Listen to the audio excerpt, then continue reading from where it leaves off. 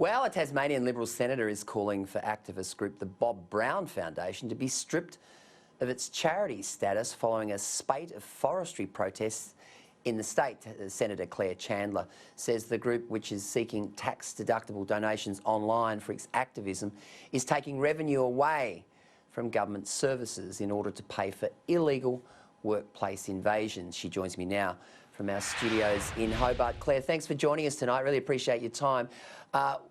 How would you actually get this done? I mean, who do you have to apply to try and have this tax deductibility status stripped from this particular organisation? So the best way to go about that, Peter, is to contact the Australian Charities Commissioner, which is something that I did this week. At a point in time where we're coming out of the coronavirus crisis, and I think we all need to be focusing on getting Tasmanians and getting Australians back to work, I was frankly disgusted to see the Bob Brown Foundation using this as a prime opportunity to start invading people's workplaces and stopping people from working, which is what they were doing last week, and then using pictures of that activity on their Facebook page to elicit donations. So I took it upon myself to contact the Australian Charities Commissioner and ask him to consider whether he would revoke the charitable status of the Bob Brown Foundation. What they're doing is not charity work.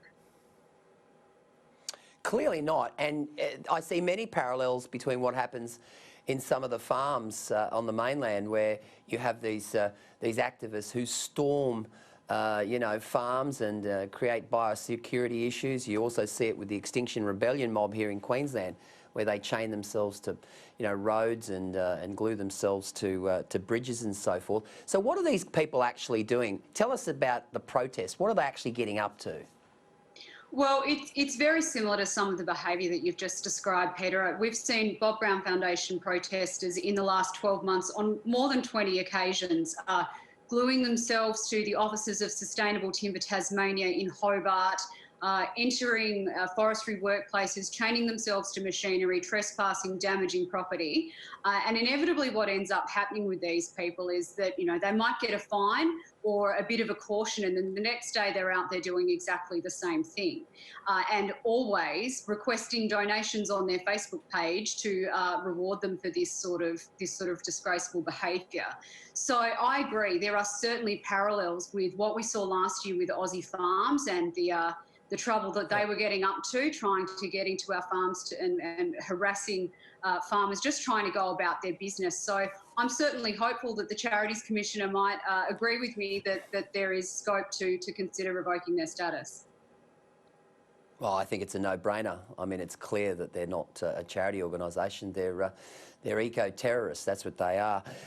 Now, Claire, I know in your maiden speech you spoke about free speech and, sort of having been to university fairly recently. You understand some of the issues that go on with free speech in some of our campuses. I've just spoken to your Liberal Party colleague here in Queensland, Senator Amanda Stoker. She's got concerns, as you do, about the way in which universities are gagging free speech, and we've seen that at the moment in Queensland with the University of Queensland and the Drew Pavlou case. Yeah, certainly. And look, as I think a number of my colleagues have said, Drew Pavlou probably doesn't line up with us on many issues, but the way that he's been treated by the administration of the University of Queensland is frankly disgraceful. And like you said, I spoke in my maiden speech, and I have held these views for a long time, that what is happening on our university campuses is not acceptable. I was there not too long ago, and I know how difficult it was to be someone of right-wing views on a university campus, with your team, classmates, and in worst case scenario, your lecturers, are saying that they don't agree with you. And you do feel a bit of a pressure to conform. I certainly tried to fight back against that wherever possible, and I only think it made my voice stronger. But we do need to look at what's happening at our universities and see how we can encourage more academic freedom and more freedom of inquiry and freedom of thought and speech on campus. And I've certainly had conversations and estimates with the Tertiary Education Quality and Standards Authority about this issue. Claire, just before we go, how's the mood in Tasmania during, you know, COVID-19 and the fact that you guys have been closed down there, the borders have been closed. There's obviously a lot of debate about borders being closed and so forth. You had that cluster up around Burnie, which obviously didn't help. Are you sensing that there's a mood of optimism?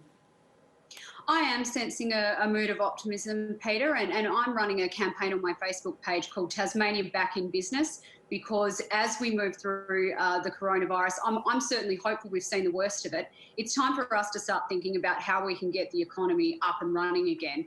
And while I'm reaching out to the community, hearing their ideas about what we can do to make life easier for businesses and make it easier for them to get people back into the workplace. Like I say, it's one of the reasons I was so disappointed to see this sort of action from the Bob Brown Foundation in Tasmania last week. Claire Chandler, thanks for joining us tonight on Sky News Across Australia. Great to see you. Thank you very much for having me.